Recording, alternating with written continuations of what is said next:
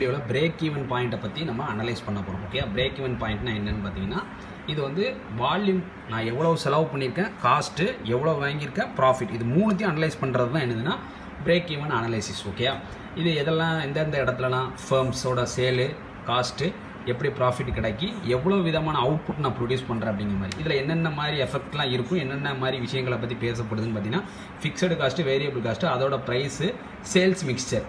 Okay, sales mix அப்படிங்கிறது இப்போ சில இதை ஃபிக்ஸடான ரேட் வந்து கொடுத்துட்டே இருப்பாங்க. ஓகே, தங்கம்.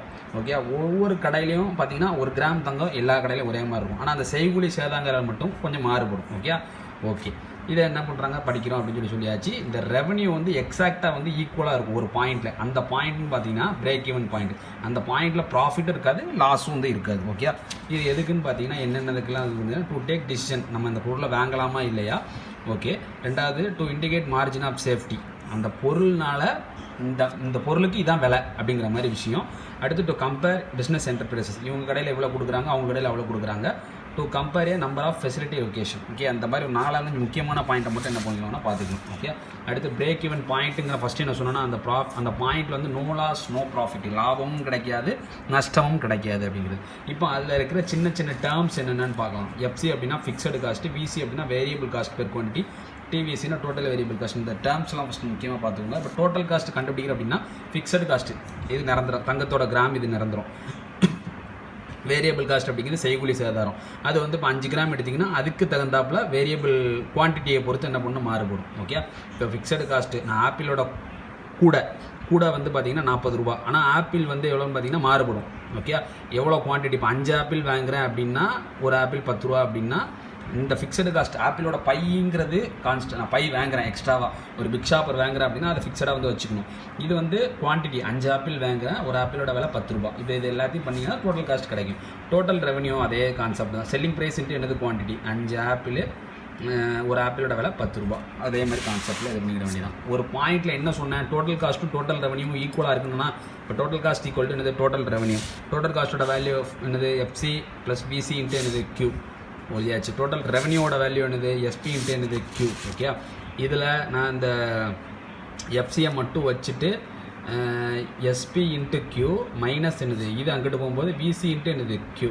இது ரெண்டுலேருந்து கியூ வெளியில் எடுத்துடலாமா. அப்போ எஸ்பி மைனஸ் என்னது விசி சீக்வல் டு இங்கிட்ட என்ன இருக்குது எஃப்சி. இங்கே எனக்கு கியூ மட்டும் தான் தேவை. அப்போ எஃப்சி பை இந்த டேர்ம் என்ன ஆயிரும், கீழே வந்துடும். எஸ்பி மைனஸ் என்னது விசி. இது எழுதுனா அடுத்தது கொஞ்சம் இதாக இருக்கும். எஃப்சினா என்னது ஃபிக்ஸடு காஸ்ட்டு, எஸ்பினா என்னது செல்லிங் ப்ரைஸு. இந்த டேர்ம் தான் இதுக்கு எஃப்சிக்கு கீழே வந்துடுது. Okay, variable cost per quantity. இப்போ இது என்ன பண்ணுறோன்னு பார்த்தீங்கன்னா, இந்த கீழே இருக்கிற டேர்மை வந்து என்ன பண்ணுறேன்னா விசிஎல் எஸ்பிஎல் டிவைட் பண்ணுறேன். எஸ்பி பை எஸ்பி என்னென்ன ஆயிரும், 1 ஆயிரும். இது விசி பை எஸ்பின்னு ஆயிரும். ஓகே, நல்லா புரிஞ்சுக்கணும். கீழே இருக்கிற டினாமினேட்டரை மட்டும்தான் என்ன பண்ணுறேன், டேர்ம் எதால் டிவைட் பண்ணுறேன், எஸ்பியால் டிவைட் பண்ணுறேன், divide by SP. Okay, break even குவான்டிட்டியை வந்து சேல்ஸ் வேல்யூ நான் கண்டுபிடிக்கிறதுக்கு என்ன பண்ணுறேன்னு டிவைட் பண்ணுறேன். அப்போ விசி பை என்னது எஸ்பின்னு வந்துடும். கான்ட்ரிபியூஷன் எவ்வளவு, செல்லிங் ப்ரைஸ் மைனஸ் என்னது வேரியபிள் காஸ்ட்டு. இது எவ்வளவு கான்ட்ரிபியூட் பண்ணியிருக்கோம் அப்படிங்கிறது கண்டுபிடிக்கிறதுக்கு. Okay, contribution amount of value, how much ஒரு ப்ராடக்ட் மேலே எவ்வளோ இது பண்ணியிருக்கோம் அப்படிங்கிற மாதிரி விஷயம் வரும். கான்ட்ரிபியூஷன் ரேஷியோ அப்படின்னா கான்ட்ரிபியூஷன் பை என்னது செல்லிங் ப்ரைஸ். கான்ட்ரிபியூஷனுக்கு நமக்கு ஃபார்முலா எனக்கு ஏற்கனவே தெரியும். செல்லிங் ப்ரைஸ் மைனஸ் என்னது வேரியபிள் காஸ்ட்டு பை என்னது செல்லிங் ப்ரைஸ். ஓகே, அடுத்து என்னென்னு பார்த்தீங்கன்னா ப்ராஃபிட் டு வால்யூம் ரேஷியோ. அது என்னென்னு பார்த்தீங்கன்னா கான்ட்ரிபியூஷன் பை என்னது எவ்வளோ சேல்ஸ் நடந்திருக்கு, எவ்வளோ கான்ட்ரிபியூஷன் நடந்திருக்கு அப்படிங்கிறது. இதான் அந்த பிரேக் ஈவன் சார்ட்டு.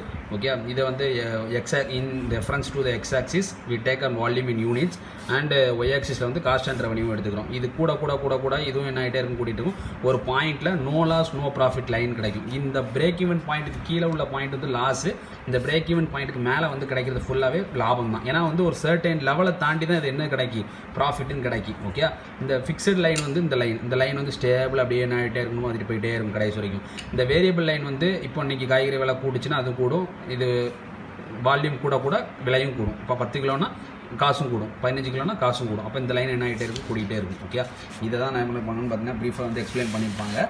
ஓகே, இதில் வந்து நோ ப்ராஃபிட் சொல்லியாச்சு. மார்ஜின் ஆஃப் சேஃப்டியோட ஃபார்முலா பார்த்தீங்கன்னா sales minus sales at break even point. இந்த பாயிண்ட்டில் ஒரு சேல்ஸ் நடக்கும், அதான் நோ லாஸ் நோ ப்ராஃபிட். இது பை என்னது டோட்டல் சேல்ஸ் வந்து 100. ஓகே, இதை ஜஸ்ட் சின்ன ஃபார்முலாஸ் ஃபிக்ஸட் காஸ்ட் கொடுத்துருக்காங்க, வேரியபிள் காஸ்ட் கொடுத்துருக்காங்க, செல்லிங் ப்ரைஸ் கொடுத்துருக்காங்க, பிரேக் ஈவன் பாயிண்டில் குவான்டிட்டி கண்டுருக்காங்க அப்படின்னா டக்குன்னு என்ன பண்ணிடலாம், ஃபார்முலா தூக்கி போட்டு கண்டுபிடிச்சிடணும். ஓகே, இதுவும் பார்த்தீங்கன்னா எல்லாமே கொடுத்துருப்பாங்க. டிப்ரிசியேஷன் அப்படிங்கிறது தேய்மானம். ஓகே, சேலரி எக்ஸ்பென்சஸ் எவ்வளோ வருது அதை ஆட் பண்ணிக்கோங்க. வேரியபிள் காஸ்ட் அப்படின்னா material cost plus labour cost. இப்போ நான் ஒரு ஃபோனை வாங்குறேன் அப்படின்னா அதுக்கு நான் கவர் போடுறது, பவுச் போடுறது, டெம்பர் கிளாஸ் ஓட்டுறது எல்லாமே அதில் என்ன ஒன்று ஆட் ஆகும். பிரேக் ஈவன் பாயிண்ட் தான் ஃபிக்ஸட் காஸ்ட் மைனஸ் என்னது selling price minus variable cost.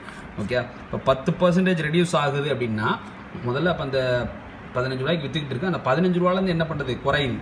15 ரூபாய்க்கு ஒரு பொருள் வித்துட்டு இருக்கு, இதில் 10% டிஸ்கவுண்ட் கொடுக்குறாங்க அப்படின்னா இன்ட்டு என்னது 10/100 இதை அடிச்சு கொடுத்தோன்னு வச்சுக்கோங்க 1.5. இப்போ 15 ரூபாயில் 1.5 ரூபா போச்சுன்னா எவ்வளோ ரூபா, 13.50 பைசா. ஓகே, அதை வந்து என்ன பண்ணணும் பார்த்தீங்கன்னா இந்த ஃபார்முலா தூக்கி போட்டு என்ன பண்ணலாம் கண்டுபிடிச்சிடும். ஓகே, இந்த மாதிரி சின்ன சின்ன ஃபார்முலாஸை பொறுத்து தான் இருக்கும். பிரேக் ஈவன் பாயிண்ட்னா ஒரு கான்செப்ட் வந்து கிடச்சிருக்கும். ஓகே.